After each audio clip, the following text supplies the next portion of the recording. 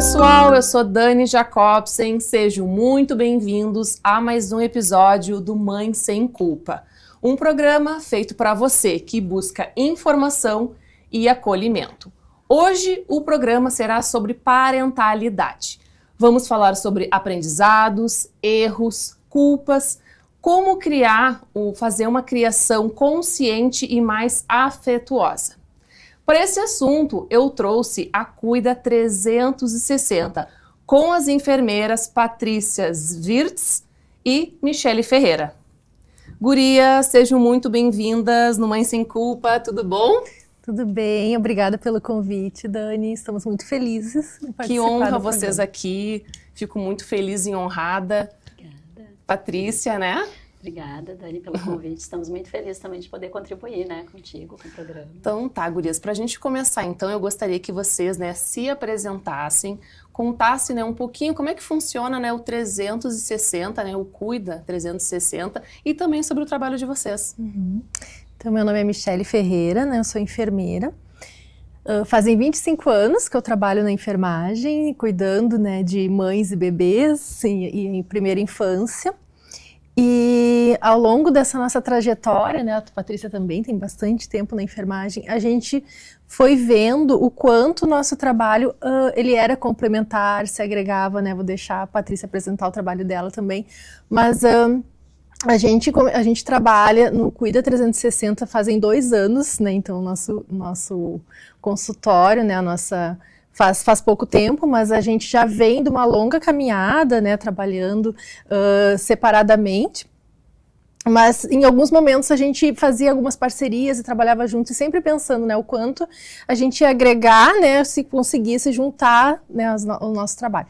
Então, o Cuida 360, ele é um cuidado integral para infanto-juvenil e também os territórios, né, das crianças, né, dos adolescentes, que é a escola, né, que é a comunidade.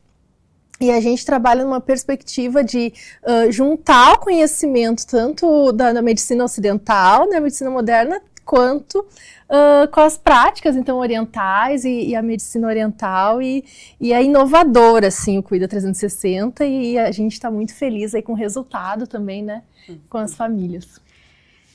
E eu acho que tem uma singularidade toda o nosso trabalho, por ser um trabalho de cuidado integral, né, de infância, adolescência, né, a gente começa desde as tentantes lá, gestantes, depois ali o puerpério todo, depois infância e adolescência, mas eu acho que o que deu, assim, match, digamos assim, o que realmente conectou é essa parceria, né, que a gente vem trazendo entre o moderno e o oriental, né, então eu sou enfermeira, minha especialidade é dentro da medicina tradicional chinesa, da pediatria chinesa, dentro do Ayurveda, então fiz formação aqui no Brasil, fiz imersões na Índia também de formação, então trazer toda essa pegada oriental, né, ancestral, para o cuidado, né, de saúde física e saúde psíquica. Então, a gente fala muito de saúde mental, né, hoje a gente vai estar aí falando um pouquinho sobre parentalidade, mas também é um tema muito atual, né, então, e o próprio yoga traz muito isso, né, então essas práticas orientais aliada aos cuidados modernos, eu acho que é o nosso diferencial, assim, ali no Cuida 360 para o acompanhamento das famílias, assim, de forma geral. Que legal,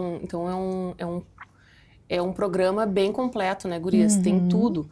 E eu gosto muito da medicina, né, oriental, eu também sou acupunturista, então eu gosto muito também dessa filosofia, né, deles, do jeito que eles tratam, e a gente vai ter bastante coisa hoje para falar, né, sobre parentalidade. Eu gostaria de começar perguntando para vocês, gurias, o que significa, na prática, ser mãe e ser pai, né, além desse instinto, né, não só desse instinto, né, de cuidar. Pois é. A gente pensa assim, né, que nasceu uma criança, nasceu uma mãe, um pai, né, e eu acredito que isso, assim, ele é o construído, né, o ser mãe, ser pai é algo que vai sendo construído ao longo ali do vínculo com a criança, né, e a gente também tem uma ideia de que a gente aprende assim, né, e vai indo muitas vezes pelo que replicando, né, o que a gente viu, o que a gente escutou, o que fizeram com a gente, né, e eu acho que ser mãe, ser pai, ele é uma responsabilidade, uma missão muito importante, a maior missão das nossas vidas, né, e que a gente precisa se preparar muito para ela, né. Com certeza. E tem um conceito, né? Eu acho que a gente tem que pensar quando que surgiu a infância, né? A infância, ela é uma invenção muito recente. E assim como a infância é uma invenção recente, a parentalidade também é uma invenção recente, porque, né, quando nasce a criança, nascem os pais, ou vão nascendo os pais, digamos assim.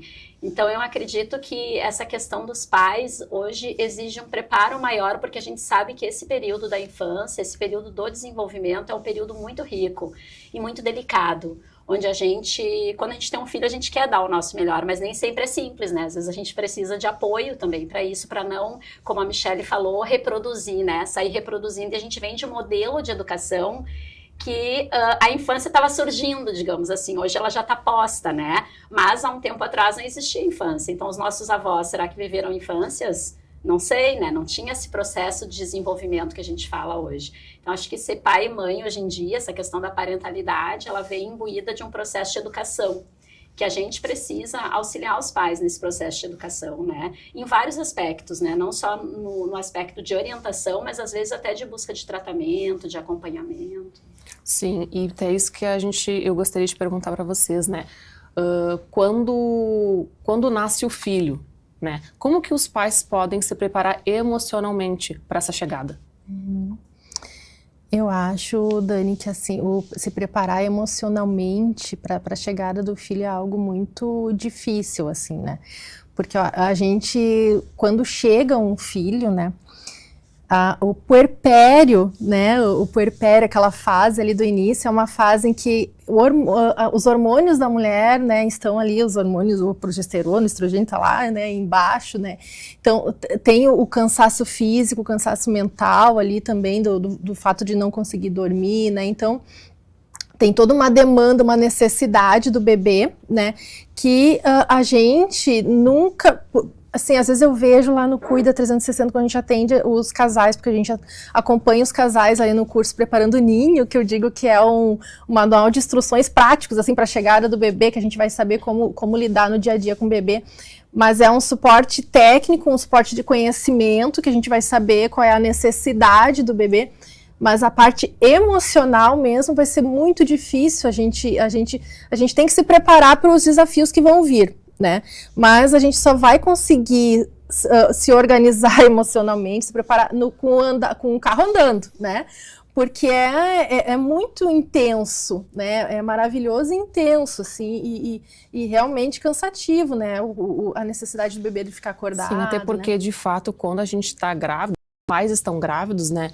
A gente não tem noção do que está por vir, né? E quais os sentimentos que vão aflorar, né, com a chegada do bebê. Então, claro que a gente pode se preparar fazendo cursos, né, se informando, que hoje em dia, né, a gente tem que se informar, né? E antes acho que não tinha isso, tu fazia das coisas na prática mesmo, né?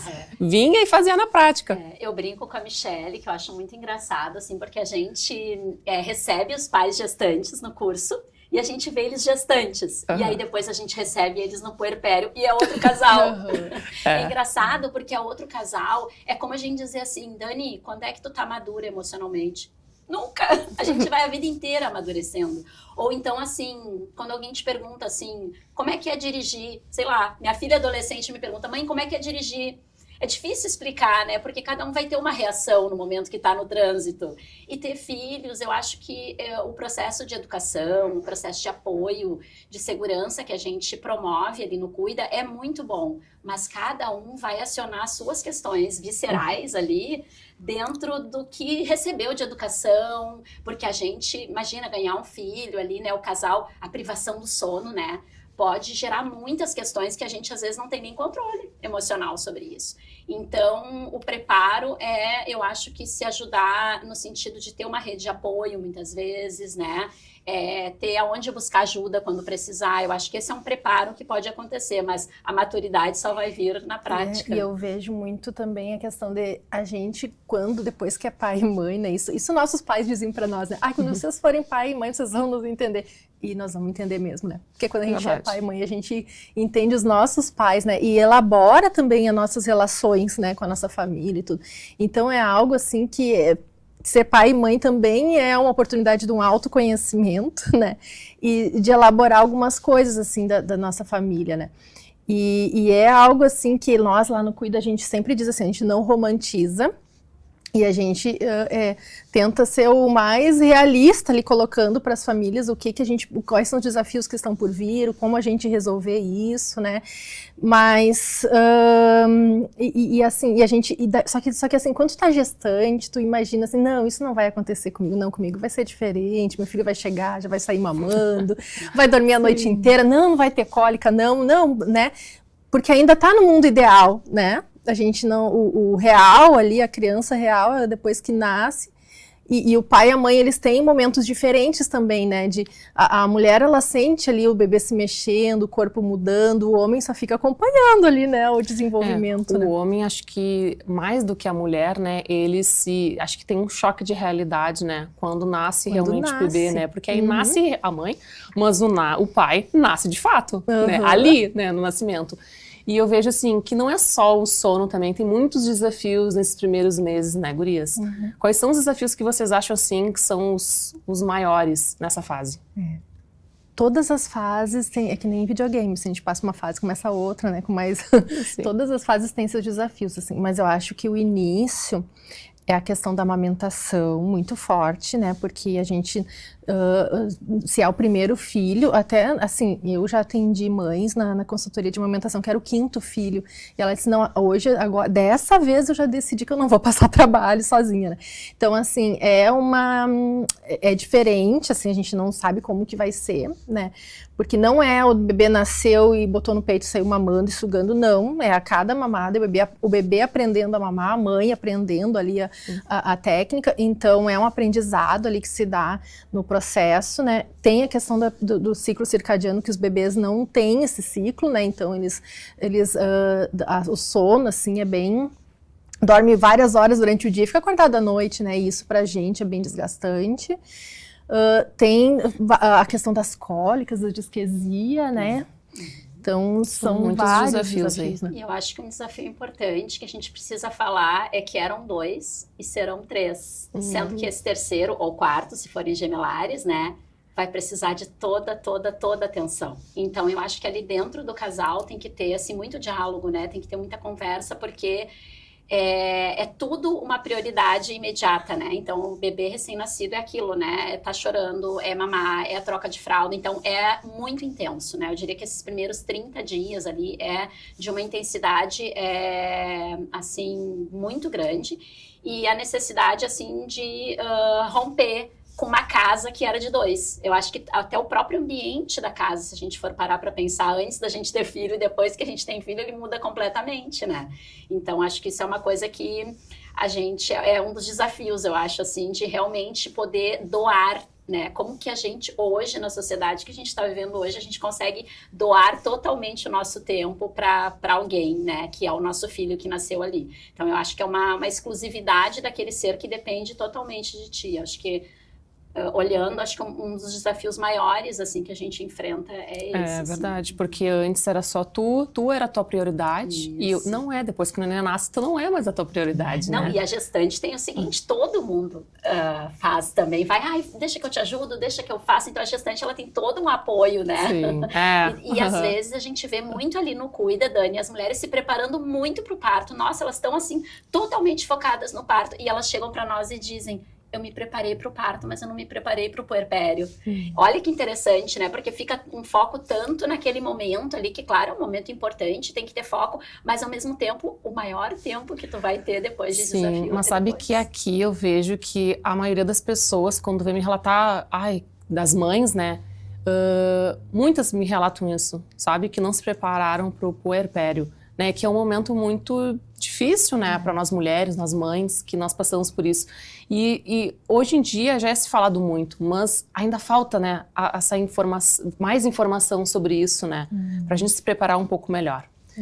Mas, gurias, eu queria perguntar também sobre, assim, qual é a diferença de ajudar, né? E exercer de fato o papel da paternidade. Isso é bem amplo, né? Quando a gente olhou, né, pensou assim, essa realmente é uma pergunta gigante, né? Porque hoje a gente vive a vida moderna, né? coloca a mulher no mercado de trabalho, o homem também está no mercado de trabalho, às vezes a mulher trabalha, as nossas gestantes estão trabalhando até... A gente teve um casal de médicos outro dia que estava conosco, que ela estava trabalhando, ela estava dentro do bloco cirúrgico, ainda atendendo, gestante quase na hora de ganhar. Então, a mulher vai ali, se ela está bem de saúde, se ela fez um bom pré-natal, ela vai até quase o momento de ganhar bebê, trabalhando. Então, assim, os dois sustentam a sua vida juntos, né? Então, depois desse período ali, de nascimento, tem uma ruptura, né? É uma ruptura gigante para a mulher, que para de trabalhar, e para o homem também. E o homem, veja bem, até falei com a Michelle, a gente precisa de uma licença paternidade maior para esses homens, sabe? Porque o homem, ele precisa assumir um novo lugar também de estar mais junto. Muitas vezes a mãe fica de licença um bom tempo e o homem está fora, né? Às vezes já trabalhando, já inserido, e aí essa mãe às vezes fica mais sozinha. Mas o lugar da paternidade, ele é enorme, porque há uma divisão ali total, né? A gente percebe, né, Michelle, nos nossos casais, assim, que se acompanham com a gente, de uma divisão, assim, meio a meio, assim, das coisas, né? Então, lá no curso Preparando o Ninho, né, que eles vão aprender como troca fralda, como dar banho, o homem, tudo junto ali com a mulher, né? E a mulher, às vezes, também empurrando um pouco o homem para esse lugar também, porque sabe que vai ser puxado ali, né? Eu tenho uma experiência, assim, de muitos pais me contratarem, me chamarem, sabe? Dizer, olha, ao invés de eu ficar procurando aí, sabe, aonde, né, as informações no Google, eu quero saber de um profissional que eu sei que vai me dar informação segura, sabe? Então, eu tenho muito essa experiência, assim, e o que eu vejo? Que a gente vem, né, a gente se estruturou numa sociedade, assim, patriarcal, né, em que os homens, eles saíam para trabalhar, as mulheres ficavam cuidando dos filhos, mas isso tá mudando, tem um movimento, né, e muito se dá, assim, pelo incentivo do pai participar da gestação, do pré-natal, de estar lá no momento do parto. Eu acho que cada pai, assim, que tem a experiência de estar na sala de parto, independente se for cesárea ou parto normal, mas ver o nascimento do seu filho, valoriza muito, né, esse espaço, esse vínculo, né, e participa muito ali. Então, eu tenho experiências, assim, de ver, eu sou bem otimista, assim, de ver essa mudança, e muito das mulheres incentivando esses homens, e até pensando, né, que esses homens, eles não... Qual é a experiência que eles tiveram de pais presentes, né, para saber por onde eu me espelho, né, para ser um pai presente, ativo ali na paternidade. Então, acho que tem um movimento e tem bastante pais aí interessados em realmente assumir esse papel, né, participativo, assim, né? E nós precisamos de políticas públicas, inclusive, que garantam uma licença paternidade maior para que eles possam participar, porque 5 dias, 2, 3 dias já vai ser no hospital, né, vai para casa.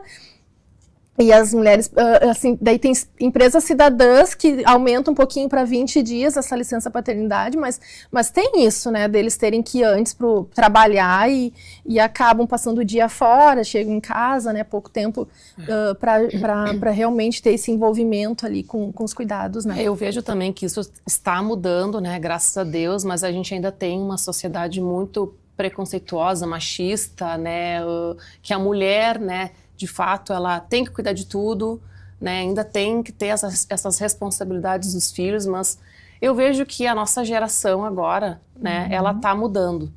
E eu vejo que os pais estão mais inseridos, né, nesses cuidados com os filhos. E eu vejo também que tem algumas empresas que já estão fazendo uma licença maior, né? E tem alguns pais, né, que já se ligam e pedem já as férias, né? Para ajudar a mãe nessa fase aí, né, que é de extrema importância. Agora vamos pensar que o lugar do homem hoje é um lugar, a gente pensar na questão transgeracional, né? Se a gente for pensar dessa forma, não é um lugar fácil também, né? Porque nós, assim, enquanto mulheres que vimos as nossas mães cuidando dos nossos irmãos ou dos filhos, tá mais dado a questão do cuidado. Agora, para esse homem que não viu o pai cuidar dele ou dos outros filhos, como ele pode exercer esse papel, porque a gente reproduz aquilo que a gente recebe.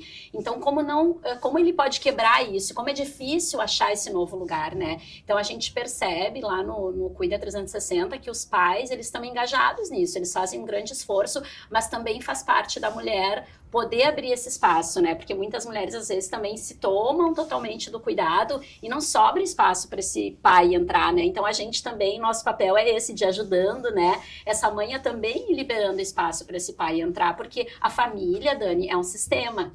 Quando um tá muito tomado, o outro, ele dá uma retirada ali, né? Sim. Então, isso é saúde mental. Então, a gente tem que pensar, vamos folgar um pouquinho aqui para esse pai poder entrar um pouquinho mais e poder prestar alguns cuidados. Então, é um sistema delicado ali que a gente também vai ajudando na condução.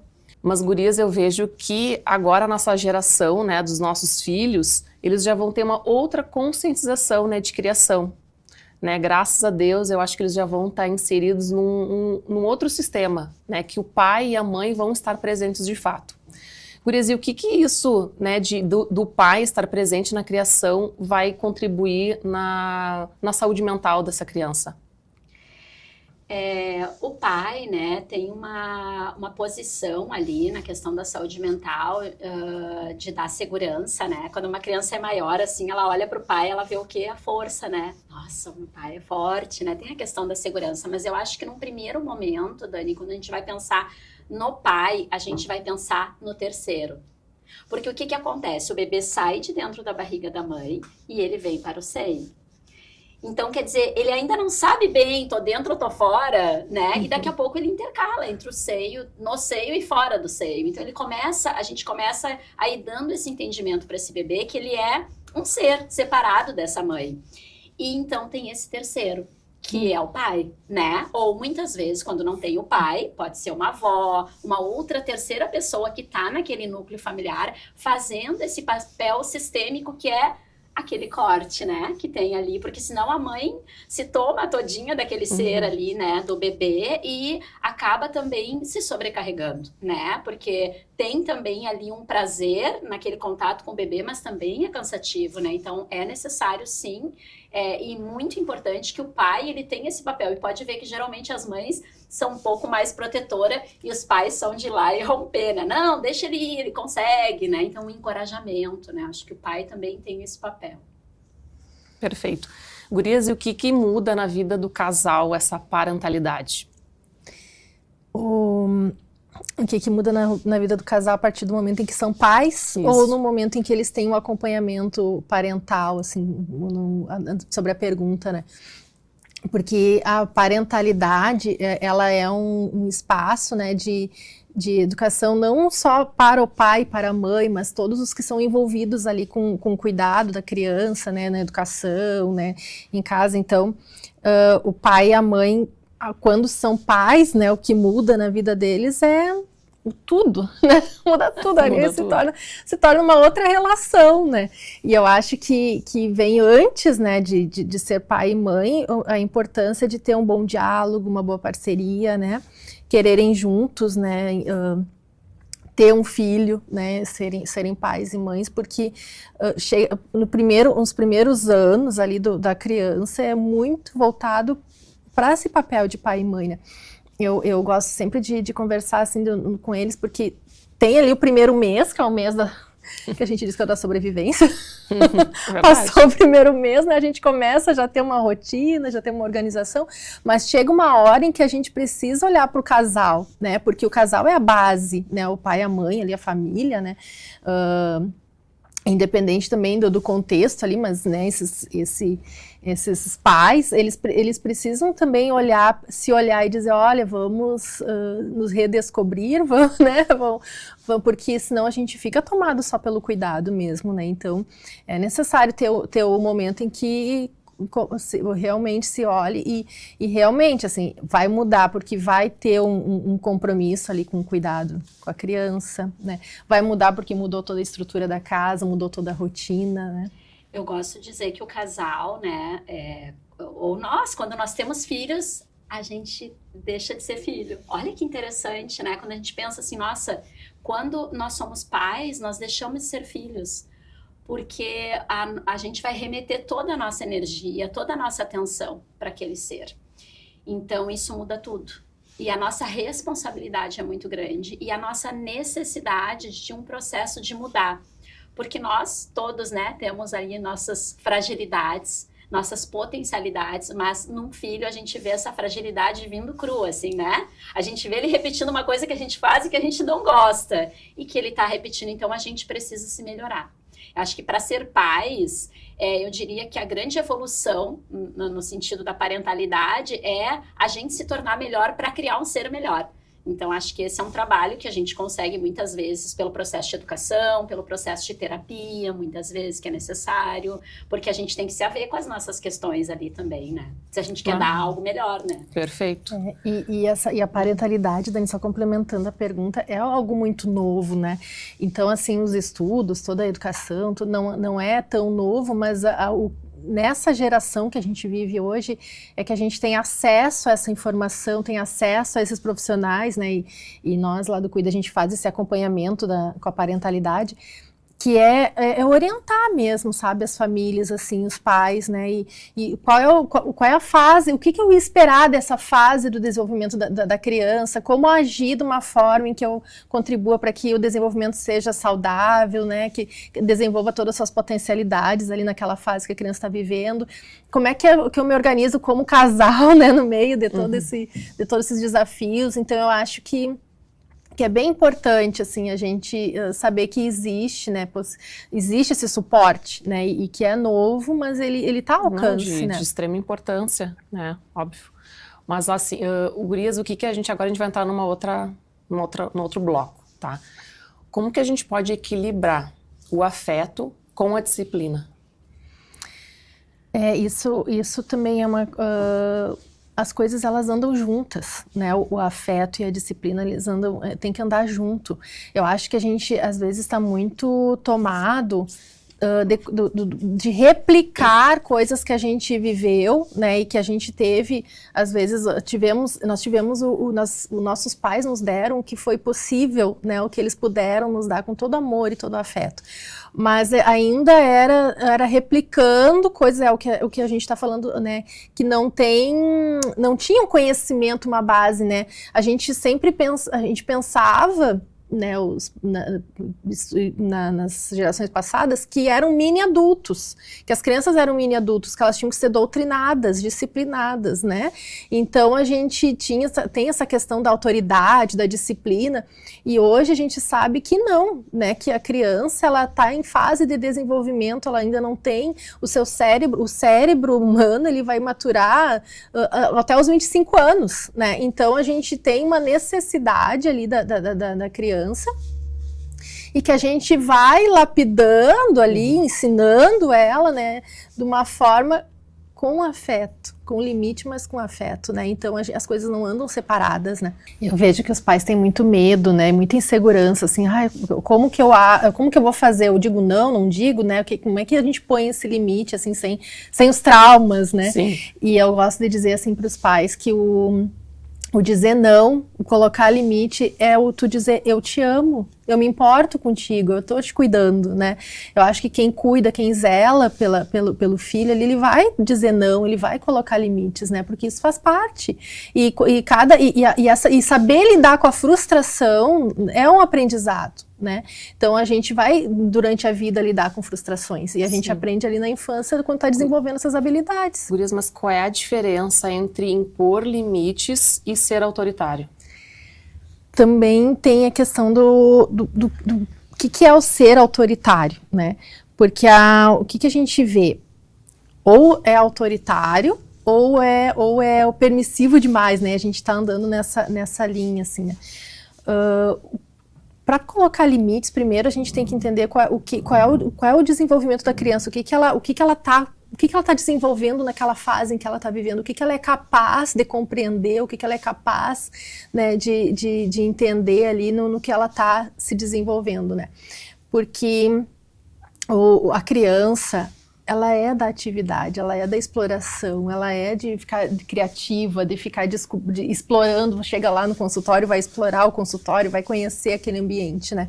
Então a gente também tem que, eu acho que primeiro a gente tem que entender o que cada fase do desenvolvimento a criança está desenvolvendo, o que esperar, né? Porque eu acho que a gente às vezes se cobra demais e cobra demais da criança uma maturidade que ela não é capaz naquele momento de ter, né? E eu acho que ser autoritário, né, trazendo essa pergunta que a Michelle também colocou ali, é não dialogar também, né? É não porque não, né? E aquilo, a gente não vai ficar dando explicações infindáveis, mas a gente vai dialogar com a criança. Então, o que eu vejo muito é que os pais, às vezes, eles não têm ideia da maturidade que aquela criança com 3, 4 anos, às vezes, é capaz de entender. Claro, a gente vai falar na linguagem da criança, mas a gente vai conversar com a criança e vai explicar o que está acontecendo. Então, eu acho que isso o diálogo, ele tira essa questão do autoritário, ele vai para uma questão, muitas vezes também, que eu vejo muito, né, a Michelle, às vezes trabalhando com os pais na negociação. Então, a gente precisa negociar, as crianças não são mais as mesmas que tu dizia não, fica sentado e vai ficar ali sentado. Não são mais, elas precisam também se desenvolver, mas a gente vai negociar. Então a gente tem que ter um processo que eu acho que socialmente ele está um pouco apagado nosso, que é criatividade. A gente precisa ter muita criatividade com a criança, porque tu tem que pensar rapidamente alguma coisa que tu possa negociar ali para tirar o foco dela de atenção de uma outra coisa e levá-la para um outro itinerário. Ali é uma dança, né? Eu digo que trabalhar com a criança, nós que trabalhamos, eu fico lá no tatame, no chão, brincando, a gente tem que ser rápido e ao mesmo tempo criativo, e daqui a pouco tem que dialogar, e daqui a pouco tem que mudar o tom de voz e dizer, aí nessa gaveta não pode mexer, essa é a minha gaveta de trabalho. Né? Então é uma dose ali, né? Mas, gurias, como é que a gente pode, então, né, lidar com essas birras, né, de forma saudável? Primeiro, né, a gente também vê os pais assim, porque se joga no chão, né, se briga, né, diz não para tudo, né, tá muito irredutível, assim, a criança, né. Primeiro, olha para si, né? Como é que tá a tua conexão com essa criança, né? Como é que tu tá, né? Porque, sim, se tu tá inseguro, se tá mais cansado, né? Tá meio de pavio curto, não tem conexão, né? A gente já vai mesmo pro autoritarismo, né? Pra questão do sem diálogo ali e pronto, eu que mando, né? Então, primeiro a gente tem que olhar pra gente, assim, como é que a gente tá, né? O que realmente incomoda? Porque tem o terrível 2 anos, né, que as pessoas gostam de chamar, né, e que eu acho que não é o encanto, assim, dos 2 anos, porque é naquela fase ali que a criança está desenvolvendo suas maiores habilidades ali, né, de se perceber como uma pessoa que às vezes quer escolher sua roupa, né, às vezes quer escolher o que quer fazer, né, e por que não? Né? Por que não, se é possível que ela tenha escolhas limitadas ali entre um e outro, por que não dar essa permissão para o filho e realmente conversar, orientar, explicar? Eu acho que a gente também, às vezes, está muito sem paciência, né? Porque o mundo é muito corrido, é muito atribulado, né? E a gente acaba, às vezes, não tendo paciência. Mas se a gente... E é o que eu volto a falar, assim, entender o desenvolvimento, aquela fase que a criança está vivendo. Porque a gente tem o cérebro na formação, né, o desenvolvimento cerebral, ele está até os 3 anos ali, o desenvolvimento é a emoção, né, os sentidos, né. Então ali a fase em que a criança, ela se reconhece ali que ela pode escolher, ela sente a necessidade, quer alguma coisa, que a mãe vai dizer não, o pai vai dizer não, vem aquela frustração, fica irritada porque foi contrariada, mas ela ainda não tem a parte ali do cérebro desenvolvida para entender o porquê do não, o raciocínio lógico, entender. Então ela sente, é visceral quando a gente está frustrado, a gente está com raiva, a gente está triste, é visceral, o batimento cardíaco aumenta, a frequência respiratória aumenta, a temperatura aumenta. E eles sentem tudo, né? Eles sentem tudo e não compreendem essa coisa visceral, assim, esse negócio que está mudando no organismo, tá mais agitado e eles não, o cortisol aumenta e eles não conseguem entender isso e acaba tendo essa explosão. Eu acho que no momento em que os pais conseguem também ter esse conhecimento, né, do desenvolvimento infantil, de como lidar com isso de uma forma mais empática, com conexão e colocando limites, que o limite é importante, né? Quem sabe o que é melhor para o seu filho são os adultos que estão ali responsáveis pelo cuidado com a criança, né? Então eu acho que é primeiro olhar para si, assim, né? Como é que eu tô? O que tanto me incomoda naquela mau comportamento ali da criança? E olhar esse momento do mau comportamento como uma oportunidade de educar para a vida, né? Eu acho que na nossa criação, na criação que a gente teve, a gente pensou muito no imediato, muito no aqui e agora. Eu tenho que cortar essa malcriação agora, então eu boto de castigo, eu vou, né, proibir de fazer alguma coisa porque eu quero cortar isso agora, mas eu não penso a longo prazo o que eu posso desenvolver, né, de habilidades ali com aquela falta de... aquele mau comportamento. Então, é pensar no que eu posso contribuir para a vida do meu filho nesse momento. Tem uma frase que eu gosto bastante, né, que o que acontece na infância não fica na infância, né, é um legado. A infância é um legado para a vida toda. Então, é o território ali em que a criança desenvolve as suas maiores potencialidades, né, as suas habilidades. Então, tá tudo se desenvolvendo ali muito rápido e que vai ser a base para as outras fases que vão vir, né? Adolescência, né? A vida adulta. Então, a gente olhar para a infância com todo o carinho e responsabilidade que ela merece, né? Como que a gente pode também ensinar, né, uma autonomia para essa criança sem deixar também de proteger? Uhum. A criança... E isso também é uma coisa que a Montessori fala, né? Que a gente não faz pela criança o que ela já pode fazer por ela. Então, eu acho que a autonomia, a natureza da criança por si só, ela já vai se desenvolvendo a sua autonomia. Gurias, e qual é o impacto da falta de rede de apoio para esses pais?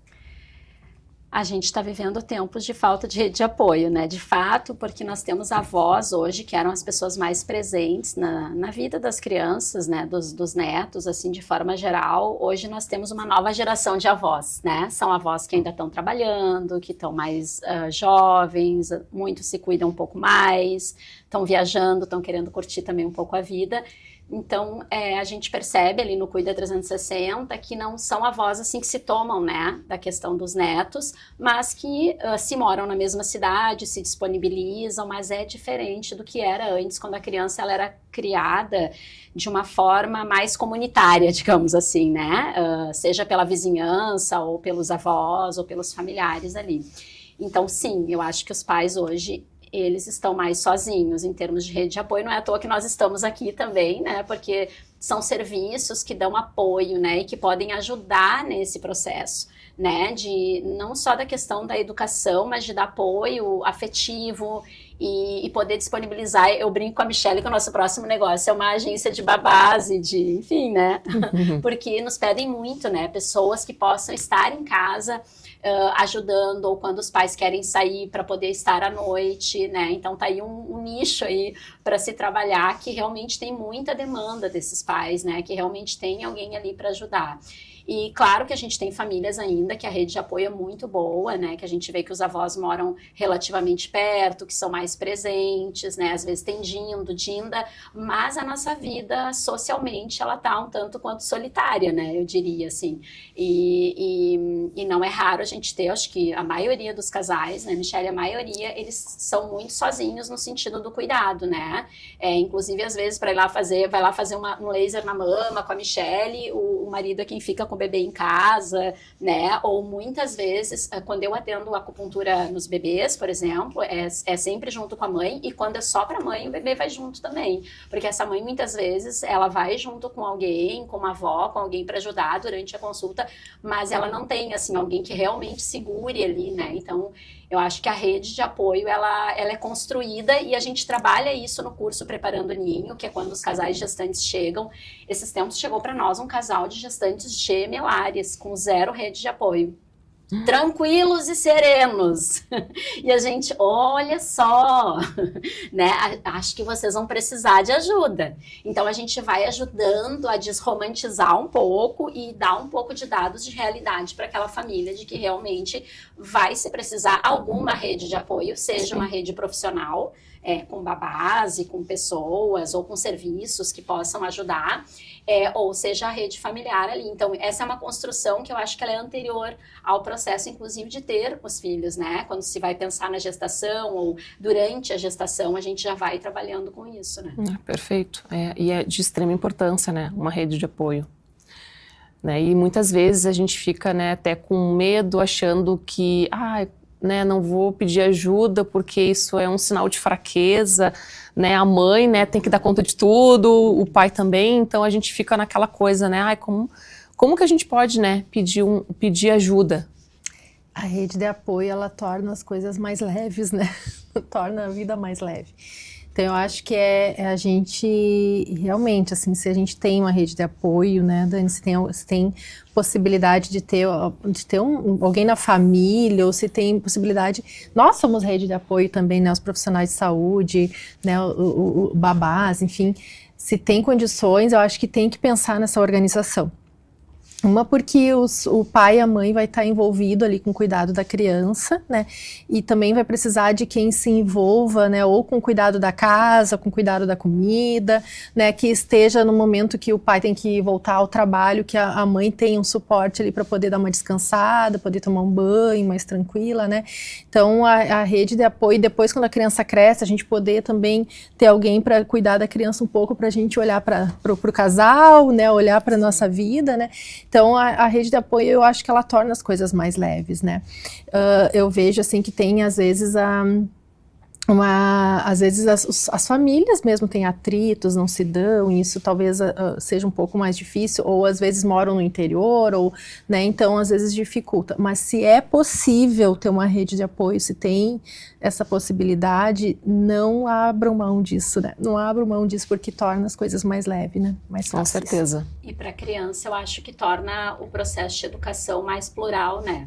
Porque imagina quando tu tem mais pessoas envolvidas com o processo de convívio e de educação com aquela criança, pessoas de confiança e pessoas da família, ou enfim, isso torna o processo de educação mais leve para os pais e muito mais plural, né, para as crianças que vão fazer as coisas de várias formas, né? Eu vejo que a minha tia faz desse jeito, meu pai já faz assim, a minha mãe já faz diferente, e a criança vai poder criar o seu jeito de fazer. Então, acho que a pluralidade, né, do processo que a criança pode criar, né, na sua constituição ali. Gurias, e até que ponto avós e familiares devem se meter, né, digamos assim, na criação dos filhos?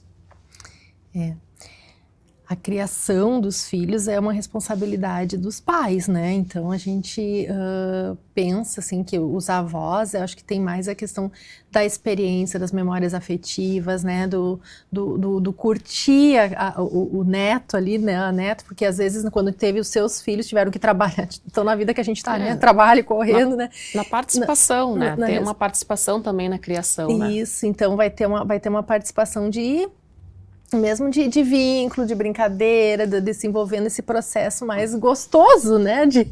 E não tanto daquela responsabilidade que isso é dos pais, né? Na responsabilidade da educação.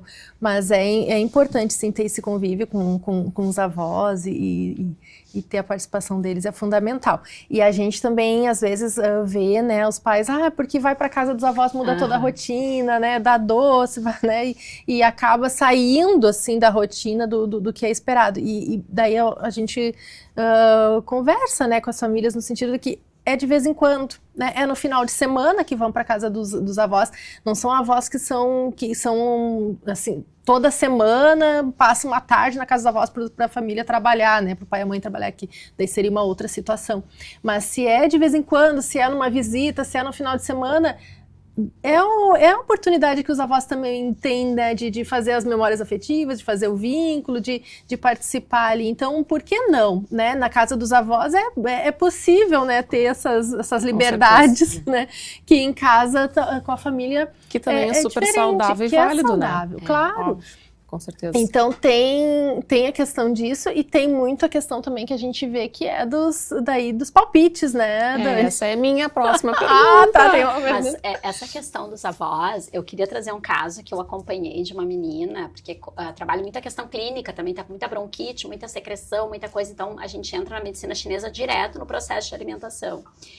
E era uma menina que estava ficando com os avós diariamente. Então, assim, tu imagina uma criança que diariamente está tendo acesso a tudo aquilo que a gente tem acesso na casa dos avós, que é doce, pirulito, bolo, refrigerante, alimentação mais desregrada. Então, a gente tem que pensar, assim, até na saúde mesmo, né? Porque a gente não pode, ao mesmo tempo, cobrar que os avós façam essa educação, mas se a criança está ali diariamente, ela vai ter aquela rotina que é uma rotina de deseducação, talvez, mas é uma rotina que é a rotina do final de semana todos os dias. Então, isso também é adoecedor, né? Então, acho que sim, participam e devem participar, né? E é muito importante que estejam ali pela pluralidade ali da educação que vai acontecendo, mas, ao mesmo tempo, quando os pais delegam esse espaço todo de tempo, todos os dias ali com os avós, o quanto que isso, essa menina que eu atendi estava com 4 anos, estava obesa, estava com uma doença respiratória grave, usando broncodilatador diariamente, sabe? Então, uma questão já bem mais agravada. Então, esse é o olhar que os pais também precisam fazer, eles não podem delegar, né, esse processo de educação para os avós, né? Com certeza, mas gurias, assim, uma outra pergunta, como que a gente pode, então, lidar, né, com esses palpites e cobranças externas? É difícil, né? Porque a gente, palpite tem até na pracinha. Tu vai na pracinha com teu filho, tu começa a brincar ali com teu filho, de repente vem alguém e diz, ai, mas eu acho que ele tá com tal coisa, ai, mas tu viu o que ele fez. Então, assim, o palpite, ele é latino, né? Incrível. Assim, a gente tem alguns casais que a gente atende, famílias fora do Brasil, que dizem, nossa, a gente vive melhor aqui porque as pessoas não são latinas, não opinam tanto na educação dos nossos filhos. Então, tem a questão realmente das pessoas, não só da família darem palpite, mas às vezes tu tá num restaurante comendo na mesa com a criança e vem alguém e para do lado da mesa e dá um palpite. Do lado da mesa, assim, dá um palpite pro teu filho. E tu fica assim, que tu fica um pouco constrangido, mas ao mesmo tempo tu tem que estar seguro da educação que tu tá dando e tu também tem que responder e não raro tu tem que dar limite. Né? Tu precisa também dar limite, porque é isso, assim, bom, é o meu filho, né, essa é a minha criação, é isso que eu decidi pro meu filho, então tu tem que estar seguro ali, com educação, né, com tranquilidade, mas também dar limite pro outro, né. Eu acho que assim, palpites virão de todos os lados, então basta você filtrar, né, escutar e filtrar e saber, porque só tu vai saber o que vai ser melhor para ti e pro seu filho, né, então... Claro, ouça, mas é muito importante a gente também filtrar o que a gente escuta. Uma coisa super importante, Dani, que é diferente do palpite e que a gente precisa escutar é, muitas vezes, que um familiar, isso já aconteceu comigo, uma pessoa chegou para mim e disse, Paty, olha só, eu tenho um afilhado e eu tenho certeza que ele tem um problema de saúde mental. Como é que eu faço para falar para mãe isso? Porque daí não é um palpite. Aí é uma conversa que já vai para uma questão mais séria. Então, assim, quando é uma pessoa da tua confiança, uma pessoa adequada, né? Eu tive uma que era avó e dizia, eu tenho certeza que o meu neto tem autismo, ela disse. Ele é diferente, ele não olha, ele tem uns trejeitos, tem uma coisa ali que me diz, mas eu não sei, eu já falei pra mãe, mas a mãe tem uma negação, às vezes, dos pais. Então, às vezes é palpite e, às vezes, é alguém que viu alguma coisa da família, uma pessoa de confiança e que ela gostaria que tu também visse aquilo de forma precoce para intervir.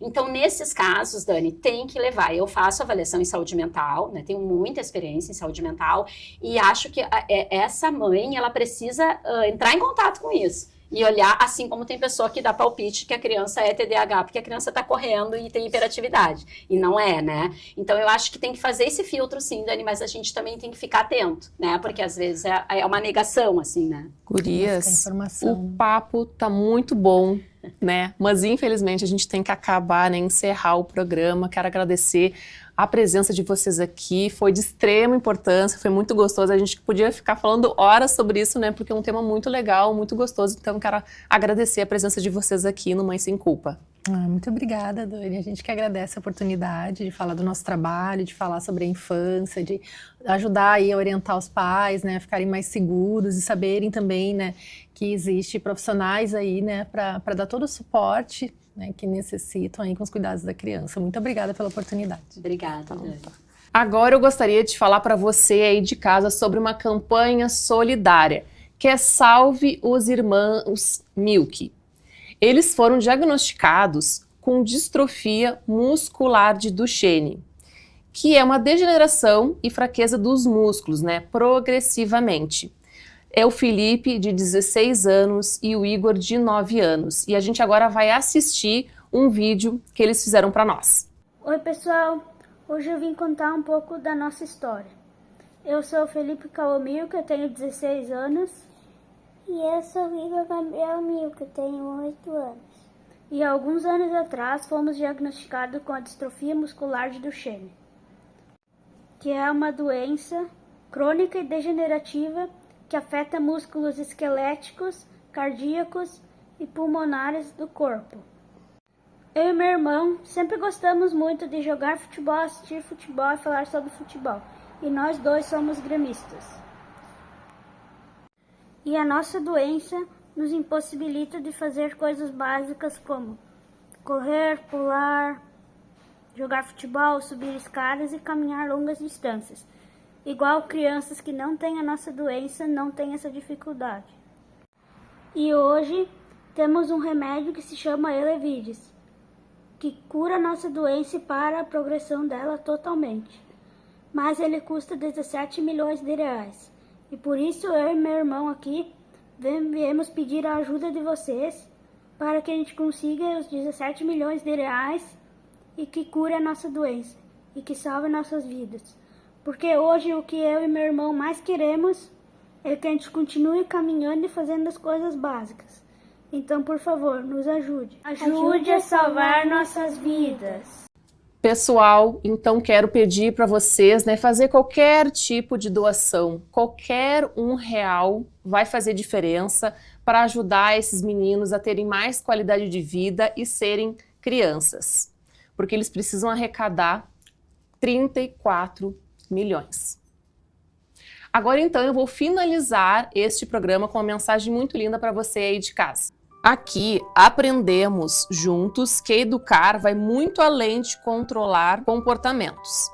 É sobre construir vínculo, desenvolver autonomia, fortalecer a conexão e nutrir o relacionamento todos os dias.